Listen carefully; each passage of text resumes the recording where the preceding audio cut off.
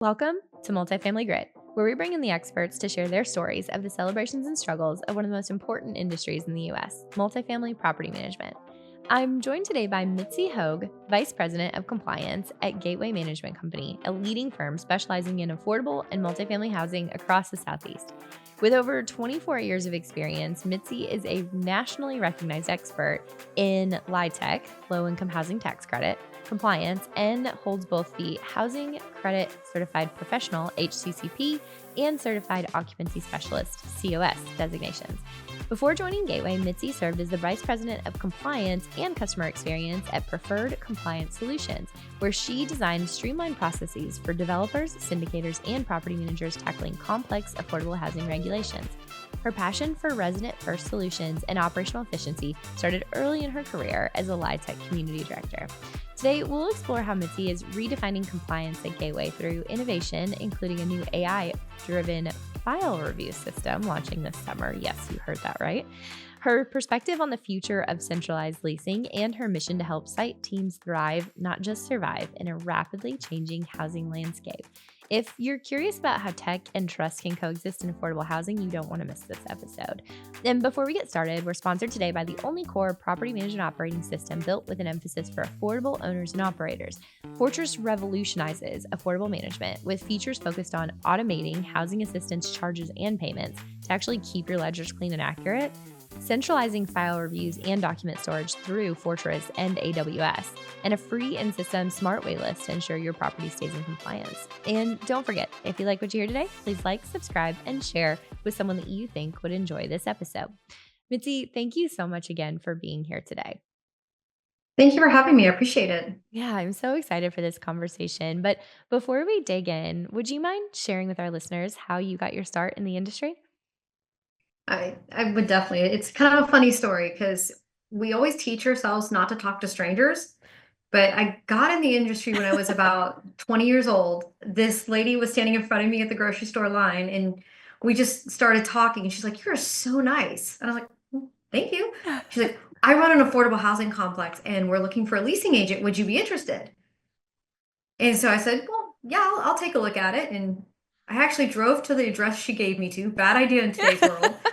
I love it. But we went started that job, and I loved it. But I did learn that as a leasing agent, we didn't get a lot of training. So that's why Yeah. I'm trying to do what I do today. Yeah. Oh, I love that. That's such an interesting start. I feel like I actually landed my first job in Nashville kind of the same way. I was actually looking for a different job and ended up talking to somebody about something and ended up being worked like a headhunter for a year. I was like, I didn't even know what that was.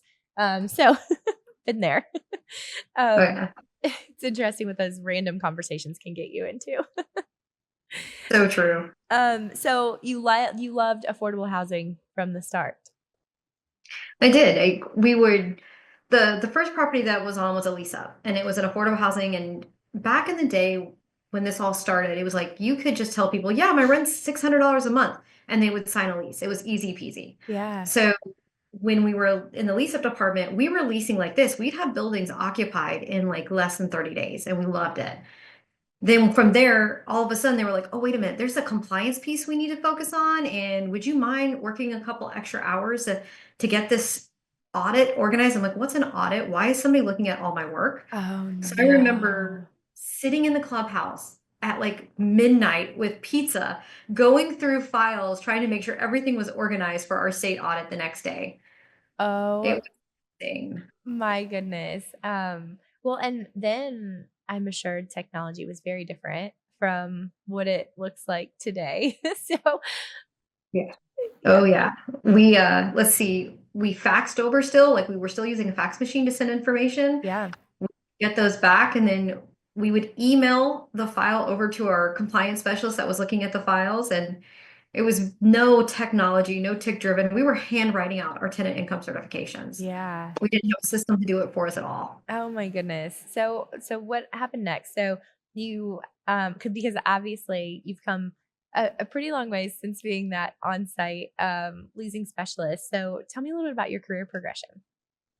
So I loved being on site so much because when we were on site, we got to work with individuals and we worked with families, and I absolutely loved that job. So I went from the leasing agent all the way up to a multi-site manager. But in 2009, I decided I really wanted to be a stay-home mom. Okay. That job is way too hard. Let me tell you, that is way too hard. So I ended up meeting Jose Aponte, who ran Preferred Compliance Solutions, and he offered me a job as a compliance specialist. And he's like, "Well, you're just gonna be looking at files all day. It's all good." I'm like, "All right, I can do this." So he actually really got me into more of the syndicator side of things, working with lenders Mm, and kind of understanding that file review and all that state regulation, not just in one yeah. state, in multiple states. So just working with Jose for the last 13 years, and then I ended up coming to Gateway Management because they had a need for a new compliance VP, and Yeah. I joined their team. Awesome. Well, I couldn't agree with you more. I was a stay-at-home mom for about 6 months. That's about how long that lasted. It's like, this is not for me. It's way too hard, way too hard. I'm like, every time, no matter where my sons are at in the life cycle of their daily care, I am like so grateful for those teachers, like Teacher Appreciation Week. There's like gifts every day. I don't know how you guys do what you do, but I'm so glad you do it. So I I tried it for I think 8 months, and I was like, after the end of the 8 months, I remember my husband coming home and like, I think my hair was a mess. I had no makeup on. He's like, "Are you okay?" I'm like, "No, I need to go back to work. I can't do this yeah. anymore." Oh, that's so funny. Our stories are very, very similar. That's so funny. I didn't even try to go with my second. I was like, well, nope. Like, how early does daycare open? Yeah. not that I, not that I, was like, I mean, honestly, I think I was back at this is a shameful story, but I was actually back at work 7 days after having my second child. I was like really ready to get back at it. So it's just who I am as a human. I can't help it.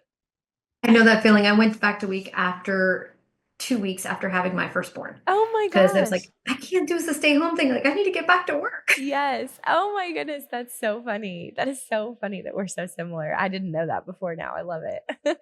um, so tell me a little bit about your role today because I am so excited to dig into the things that you're working on today. But before we do that, tell me a little bit about your team, the structure, I even like how you got started at Gateway. So, Gateway Management is a property management company here in the Southeast, and we have about 173 affordable sites. We're working with about 15,000 affordable units. So, the structure here is very interesting because when I came on board, the the compliance team kind of just was working, just had become remote. They weren't used to being in an Mm, office. And then here comes me, who is a major fan of telecommuting work. So I joined the team. They had two people that were reviewing files, and then we kind of just started pushing out more and more and more. And we have our two seniors now that do a lot of our UA reporting. They do mm, the state audits and organizing that. And then we have our two report admins now that handle just the state reporting, because that's a huge piece of what we do in today's market. okay. And then I have a team of 9 that are reviewing files on a regular basis. Oh, wow. And everybody but 2 of my team actually get to telecommute as well. Okay. So we need a lot of technology in the way that our team runs since we're not all right in an office staring at each other to know Yeah. what everybody's doing. Yeah, absolutely. And what does that look like? What does that process or that workflow look like for you guys? So we use a lot of the resources that are out there. We use Teams, of course, is the easiest one, and we use that like a water cooler chat so that everybody can say hey and still share the day to day that you do normally in an office. Yeah. But we also are a big component of using Microsoft Teams, or sorry, Microsoft 365, because we keep all of our documents live. That way, if somebody's out of the office, their work doesn't sit until someone else comes back in. And Yeah. we just keep that flow going because we like to have our stuff turn around for our property team in 24 hours. Yeah. Oh, wow. Every file review.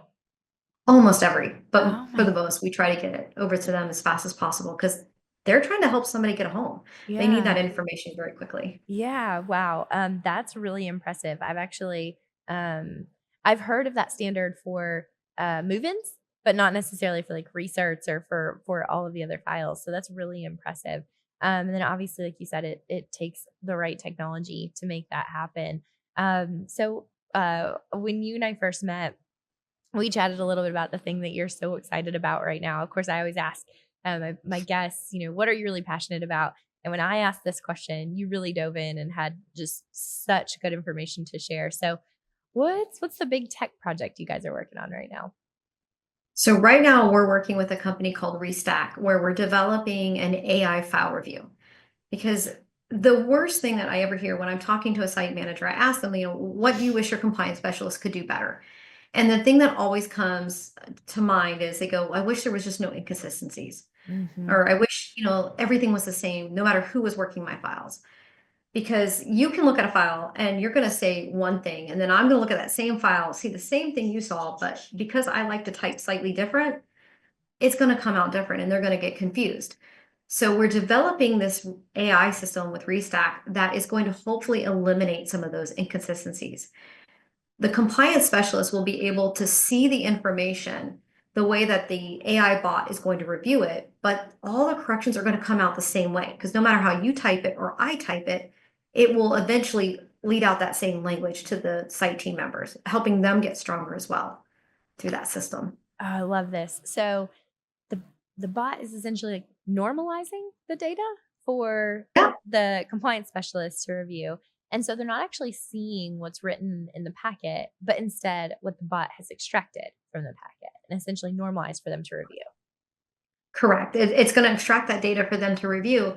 And that is where everybody kind of gets confused is what they're issuing back out to the site team. Okay. So once the compliance specialist reviews what the bot has, then they'll be able to trigger the corrections that go out to the site team. Hmm. Because another thing to always keep in mind when you're looking at a compliance file, every file has somebody behind it. Yeah. And the documentation, even though we're all looking for that same thing to meet those regulations, the information could be slightly different just because of you work for a mom and pop and I work for a large corporation. Yep. So the compliance specialist is still going to have to review the packet in a way Yep. so that we can make sure that the bot is not just kicking out something that's not correct, I guess you could say, or say, hey, these pay stubs are missing a URL.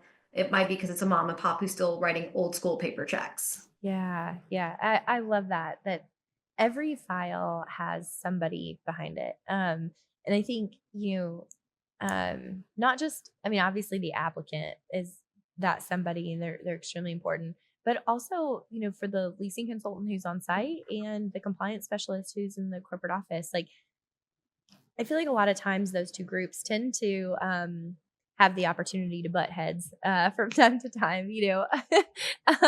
I may or may not have a few times heard one group blame the other for the success or failure of a certain asset's monthly performance or weekly performance.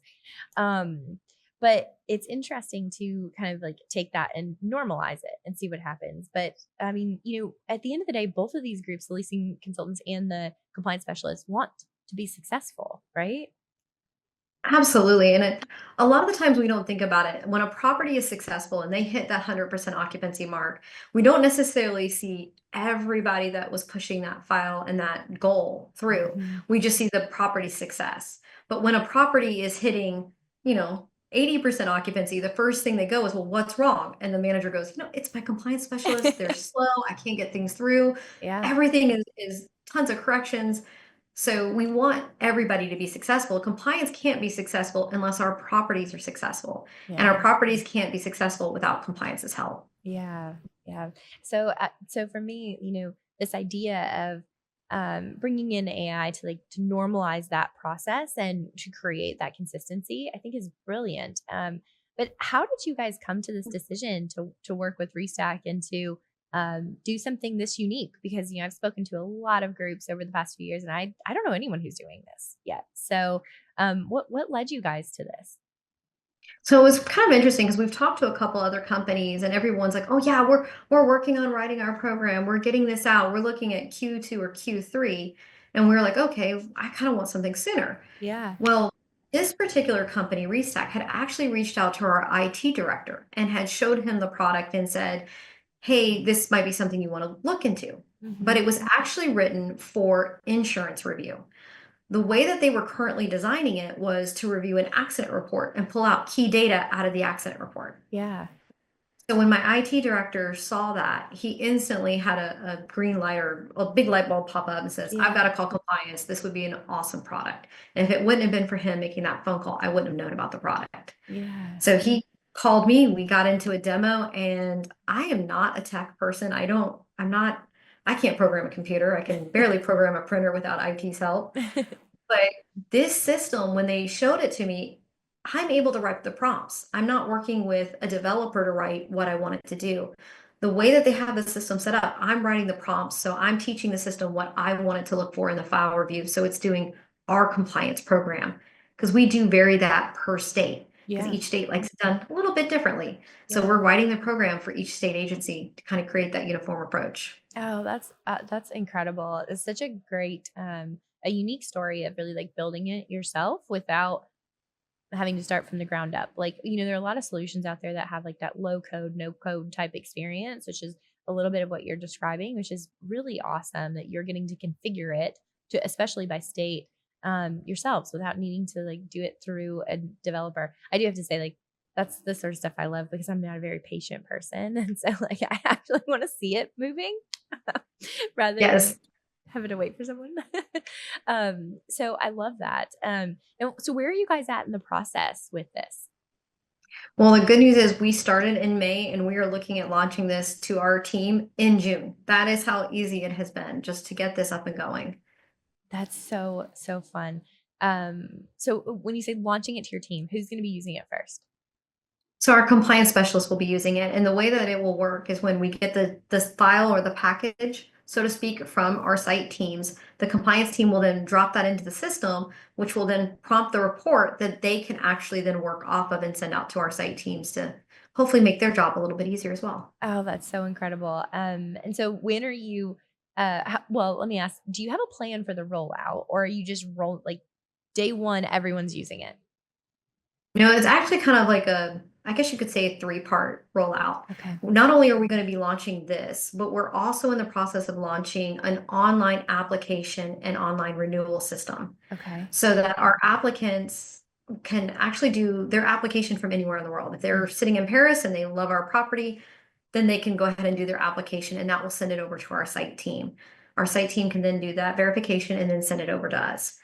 So in connection with doing the online application, we've got the AI system. We're also developing centralized leasing where we're going to have site team basically working in our corporate office, so to speak, that when we're either short a manager, because of course that's happening in today's market, or we're short a leasing agent, or it's a lease up and we need to process 120 files in a couple days, we will have that centralized leasing team that can work on that in the system as well.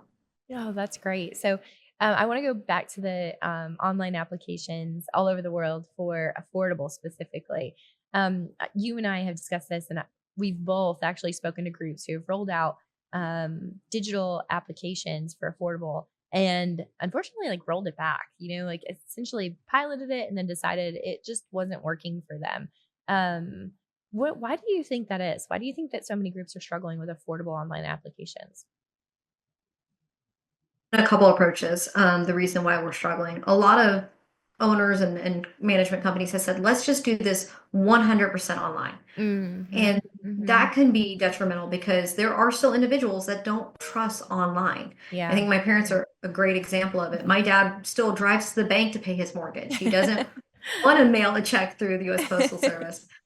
So that aspect, we've got to still have a multiple application system. It can't be just online. We have to be able to still take paper applications. Yeah, The other reason a lot have struggled with it is they may not have a fully adopted HOTMA, which HOTMA was that new program that came out and simplified our process. We no longer have to do employment verifications in most of our states. We can yeah, actually just obtain the pay stubs from the applicant. So we're adding in that portal where applicants can load in their pay stubs. They don't necessarily have to bring them into the office. yeah, The other reason would just be maybe they didn't really build that anticipation with their site teams and make sure they had the proper learning and resources and tools. yeah. So how long have you guys been utilizing, or I guess, have you started utilizing the online applications for affordable yet? So we're actually testing two different companies and we're trying to decide which one has the best product. Yeah. And we've used it so far and we've seen some hiccups. I mean, there are some things that you have to work through, especially when you're developing one program and you're working in about 7 different states because the Yeah. forms are differing from each state. Mm-hmm. So our system that we're testing has to be able to use the state agency's forms and it Yeah. has to work with the same type of process. And Yeah. that's one of the hiccups that we've seen. But both of the partners we're working with have been awesome about fixing those bugs so that we can keep the process going. And we have heard from a few of our applicants that they love the ease of the application and that it did speed up the process, that instead of waiting a week or 2 weeks, they were actually able to be approved in about 72 hours Oh, because we got wow. everything we needed. Yeah. That's incredible, especially for a new lease up where you have, so many units that are ready for someone to live in. And a lot of times, these people need a place to live immediately. So that's incredible. I won't say 72 hours is the norm. That was just a few Yeah. of them that have come through. I would say on average, we're probably going to be looking at about a week turnaround time, but it really does put it more in the hands of our applicant and Yeah. not so much of our property team members. Yeah. That's fantastic. And then, so you've also mentioned the centralized leasing team, which I think is, you know, I truly think that it's probably one of the most underrated, and maybe even under researched, uses or best use cases for centralization in affordable is like having that centralized leasing team. One of the things that I've noticed over time, you mentioned have it being really hard to find property managers. What's getting even harder is finding property managers and leasing consultants who want to work on affordable sites when there's so much demand for them at conventional. And it's 10 times easier to do that job at a conventional property. Like you mentioned when you first started leasing, it was so easy to lease because you weren't doing the documentation correctly because you guys didn't know. So it's so easy to lose those really good people. And so there's almost like an education gap on site with affordable that's getting really, really hard to train and backfill. So I think that centralized leasing for affordable is just so incredibly smart. Um, and so, you talked about bringing that in at Gateway. Is that going to be a division that rolls up under you? Like, are you combining the compliance and the leasing, or is that going to be more of an operations role? I think it's something we're kind of still developing and working on. It has to be a double approach because if Yeah, your compliance team and your operations team are not working together, we know there is catastrophic failure no matter yeah, what how hard you try to do. absolutely. So we are looking at that approach of being kind of like a blended, and that's one of the things Yeah. I do love about Gateway. And in fact, a good way to explain it is me and our IT director actually share a person. And this individual works for him and works for me, and she blends her approach of corrections that need to be done. So when we get a ticket, so to speak, on a tenant income certification that needs to be adjusted, this individual understands the IT approach, but she also understands compliance because we Oh, have both wow. trained. Yeah. So we're going to take that same, most likely that same approach is going to go through this centralized leasing team, where that team will be working with me and our VP of operations so that we can kind of create a really strong program for that and it Yeah. really be successful. Yeah, I love that. I've mentioned this to you when we chatted before, but I'm such a strong proponent of that because, when Fortress started working with a couple of clients to beta test this centralized leasing, we learned a lot of things. You mentioned, working testing with your, with the online application providers and like coming to them with bugs and needing them to fix things. And of course, like they're being great partners and changing those things for you. Obviously, if we experience that at Fortress too. So we roll something out to our clients and they're like, hold up, like this doesn't work, this doesn't work, this doesn't work. We have to start changing things really quickly and iterating. And one thing that we found out is that through, before Fortress's like centralized approach to compliance was really at the reactive level, where when a site team member like put in or when a packet was completed for a household, whether that was by a site team member or electronically, when that packet was reached a certain level, it automatically sent a notification to the centralized team to go in there and review it. So it was really reactive. So when our customers started coming back to us and giving us like the feedback on what was and wasn't working, they immediately said the reactive approach where files are getting passed up and like turned over from the leasing team to the compliance review team is just not enough. Like we want the compliance team to be like proactive and maybe even have that like proactive, like centralized leasing team. And we were like, okay, that's great. Let's change direction. Let's build something that's centralized from a proactive approach. And so then they started hiring leasing teams to actually work with the applicants and put the bow on the files and then turn them over to compliance. But then what was really fun that they saw is that those centralized leasing teams had such a low error rate on their files that their files were like getting approved really, really, really quickly. And their error rate turned out to be like less than 1%. And so some of our customers have even decided to do away with the compliance review side. So it's like they've kind of like melded the groups together. Now, that doesn't mean we don't have compliance specialists. It's just that those compliance specialists have kind of become leasing consultants who are like working with the applicants to create the packet. Yeah, absolutely. And I love the fact that you said put the bow on it, because that's a cute way to put it. We put a bow on it because we said it's ready to go. But you're right. When we look at a compliance specialist, and that's one of the things I think is awesome about my team, is every single compliance specialist on my team used to work on site. They Oh, understand that struggle that our site team is going through, and that's why they do what they do, is because they wanted to make it easier for our site team members. And I have talked to another company. I just did a review of other companies' compliance teams to see how was their company versus my company. And one of the individuals I talked to said they're doing centralized leasing, and it has been so successful yeah. that they have done away with a compliance specialist, so to speak, and they made that centralized leasing the whole shebang because there was barely an error ratio that they were getting. And I think Yeah. that's a really wonderful approach, because when you know what you're doing with compliance and you can get that file through quicker, there is nothing to say that that individual cannot email our applicant and say, hey, I noticed you marked this on the application, but this was marked over here. Can you tell me your story so I understand and know how to process this file? Yep. And let that applicant tell them so we can help them through the documentation process. Yeah, absolutely. Okay, but as we continue to talk about, this concept of, centralizing leasing teams and centralizing compliance teams and bringing in AI, one of the hot topics that everyone's concerned about is like, are we eliminating jobs, and what does that mean for the economy? So I'd love to ask your thoughts on this, Mitzi. Yeah, I think that is a real concern. And the more we hear about AI, everybody kind of gets in their head the Terminator, and oh no, we've got Yeah. Starlink that's going to take over. And I don't think AI is going to be that type of approach, at least knock on wood. I hope it will never go there. Yeah. But I think AI needs to be looked at more of as a tool and a resource. And I know when I first rolled it out and introduced it to my team, the first thing that came out of everybody's mouth was, "Well, wait a minute, are you going to eliminate? Are you going to let us go?" No, even though we have AI, it is a tool, it is a resource, and there will always need to be a human element behind that review and working through that system, because in regulation, there is such a gray area. We Yeah. have what our states say, we have what our syndicators say, we have what the IRS says, and then management companies have to find that little happy place in the middle so that they're helping their tenants, they're helping their residents, and not stopping the process. And that's why this is only going to be a tool and a resource. It's going to make their jobs easier and kind of create that uniform link that everybody is saying it the same way, and we're getting a uniform approach to every situation.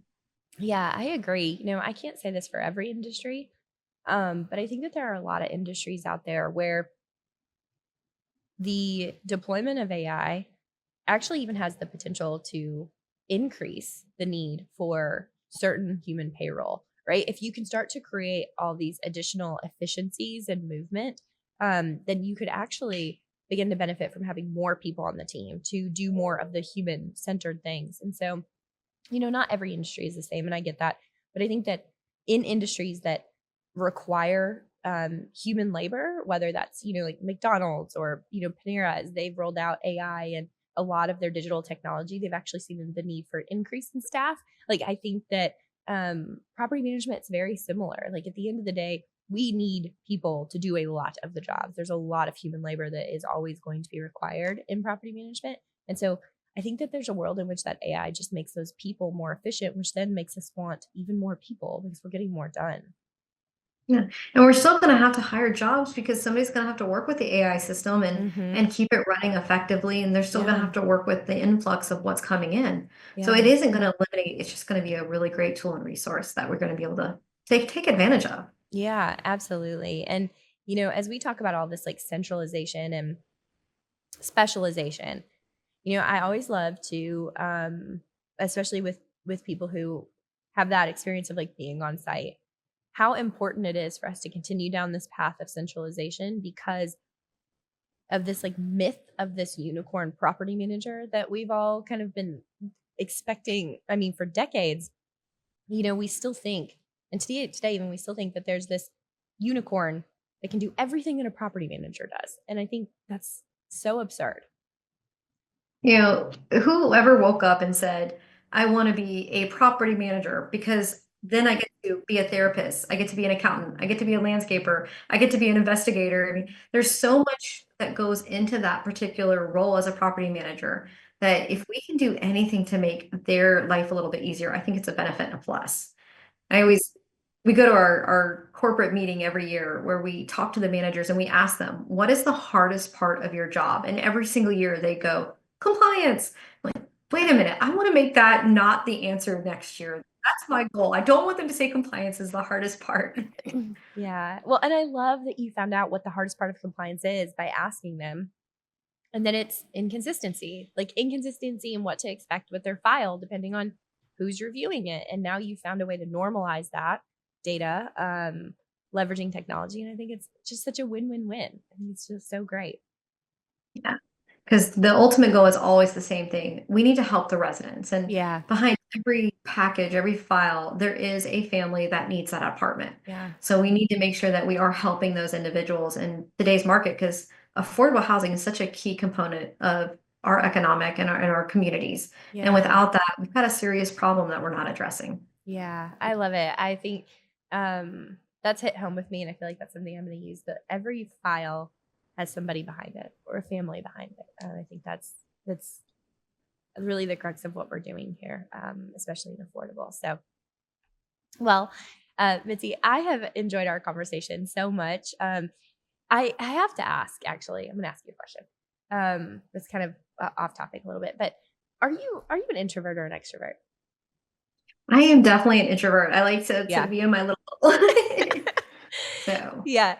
I ask because honestly, the similarities between you and I as humans and our love for affordable housing and leveraging technology in unique ways in affordable housing. I feel like this podcast could have lasted like 2 hours, but you are such an efficient speaker. Like you're just very like you're very, which makes me feel like you are probably an extreme introvert because you don't have to use a lot of words to say what it is that you want to convey.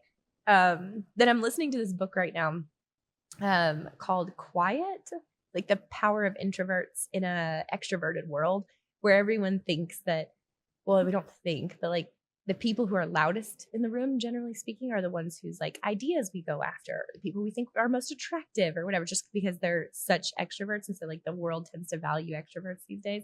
And so anyway, the book's really, really interesting. But I just keyed into it with you because I was like, I feel like this is gonna be like the longest podcast ever, but it's a very efficient podcast because you are, I think, like just very direct and clear with your words, which I love. So yeah, and I love the book recommendation. That's one I'm gonna have to read because you say I'm an effective speaker, and I'm thinking in my head, am I mumbling? Am I no. clear? Do I give her everything she needs? Because I get so tongue tied in my own head. Oh, no, no, I think it's great. The book is phenomenal actually because it was a little slow for me to get into, but then once you get into it, she utilizes a lot of data actually to talk about um like over time how the most successful creations and inventions and those sorts of things have been done by people working in isolation rather than in teams. And so it's like the most creative to successful people tend to be introverts, even though like this world, this society has come to really value extroverts. So it's really interesting. Um, but speaking of that, I am going to get into my questions for you. So the second one being your book recommendation. So I'm holding on for that one. But the first one, obviously, since you've worked on site and been a part of like a third party kind of like consulting services and worked with syndicators, and then also now worked at corporate in the back office of a large multifamily operator. Um, I'd love to ask you to share a story about your time in multifamily with us. So it's an interesting story. I'll never forget this day, and I think this is kind of what drives me every single day in what I do. Is I was in Miami and I was doing a inspection for one of my syndicators, and I'm walking the building, and it was a formerly homeless family Mm, property. So everybody that lives in yep. that property at one point in time was homeless, and they had Yeah. families, so children. And the product was gorgeous. I mean, beautiful playground. The building had just all these lovely features in it. Killer business center for individuals to go do homework, just all sorts of features. And I'm walking the property, and this little girl, she must have been, I want to say 6 or 7, walks up to me and she just goes, "Hi." And I'm like, "Hello, how are you today?" I'm here to look at your unit. She's like, "Oh, awesome. I just want to say thank you." I'm like, "What? Why is this kid telling me thank you?" She goes, "I was tired of sleeping in my car. Now I have a bed." And it just that hit me so much hearing Yeah. this little child say that, because that is exactly what we're doing. We're providing homes to individuals that really and truly need it. In her case, she didn't want to sleep in her car anymore, and now she has her own bedroom. Yeah. I think that's wonderful. It's such a great story. And actually, Mitzi, I'm going to lean into that for just a second because, you and I have talked a little bit about, who we're helping in affordable housing. And, you know, when we think about it, especially, when we're looking at, I mean, some of us are managing like 30% units and 50% units and 60% and 80% and even to the ability to have 120%. But like the broad range of who we're helping, it does go as far as those that were homeless, but it also extends as high as like those who are living in our inner cities, who are our teachers and our firefighters, who find it very difficult to afford the type of normal market rent housing in our areas. And you have and Gateway have found a way to really work with the system to figure that out. And if it's okay here, I know I'm going a little off the what I normally do here, but I'd love for you to share a little bit about that. So, gateway management, we are kind of starting to move into what's called income averaging. And that is such Yeah. a wonderful program. And a lot of owners can be afraid of income averaging because they are worried about this myth called the cliff test. And they said, "Well, I don't want to do it because I don't want my building to be out of compliance and fall off this cliff, so to speak." But income averaging is absolutely necessary in today's market because, like you just mentioned, our teachers, our firefighters, a first year police officer, they are over a 60% AMI and they need that 70 and Mhm. that 80% in order to qualify. So Mhm. adding this into the market is giving more back to the community because now they also have a safe, affordable house to live in and can take advantage of being able to afford more in their life than just paying a $2,000 rent on a regular basis. Yeah, I love that so much. And how are you and Gateway avoiding this cliff test scenario? My favorite thing in the world, just technology. We make sure that we've got the right products in place. We do use RealPage for our day-to-day product. And one of the cool things that RealPage has done is they have what's called income averaging monitoring. So I just click in, I see what's going on with the particular properties, and it Yeah. helps me monitor that process. And also just using my site team to communicate with us when something is not seeming quite right. And then they just Yeah. quickly pick up the phone and let us know. Yeah, I love that. Thank you for sharing it because I do think it's so valuable for custom or for um affordable management groups to know about and to start looking into implementing. I think it's so important. So, okay, well then my last question for you, which is the question that I've been ending the podcast with recently for everyone, because I am such an avid reader, and I know a lot of our guests, a lot of the podcast listeners love these. So, do you have a book that you would like to recommend to the listeners? I do. It's called The Anatomy of Peace by the Arbiter. I always say the name wrong. Arbiter Institute. So Okay. the book kind of helps you understand resolving conflict. And Mm. have you ever seen the person when they get on a Southwest flight and they sit in their seat, they bow out, they get as big as they can so that you don't sit in that seat next to Yes. them?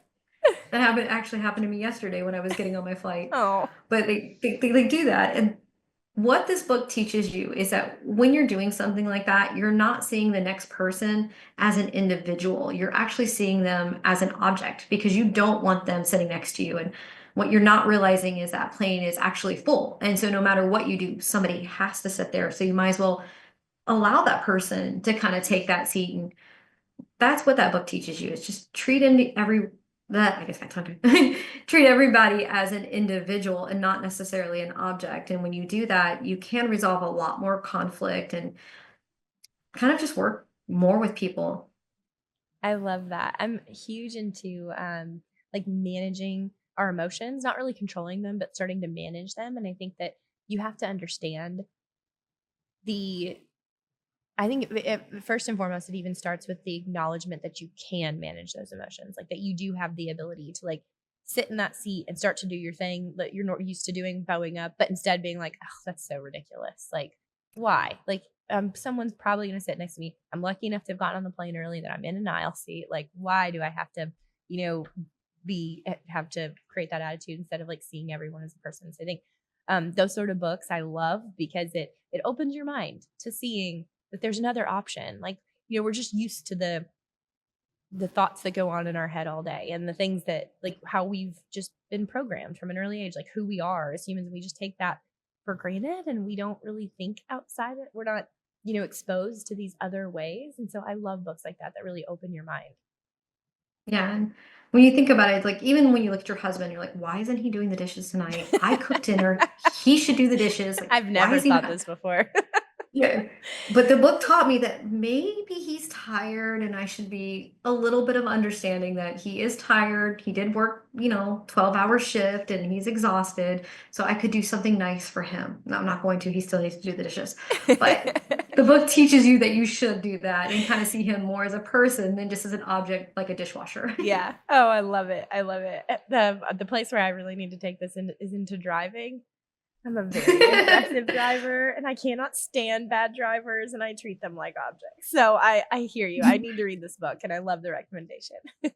Well, Mitzi, thank you. You've been an excellent guest. And honestly, like I love what you're doing at Gateway. I am selfishly likely going to check in with you in the next few months and see how this the AI tool is going and how your progression towards centralized leasing is going. I'm so curious and I just have this like extreme respect and appreciation for affordable housing managers and teams like yours that are trying to make that the dream of like really beautiful affordable housing a reality for so many residents. So I think it's great. Well, thank you for having me. I really appreciate it. And if you ever need anything, just let me know. I'm always here. Like I said, I like to help people. So Thanks, Mitzi.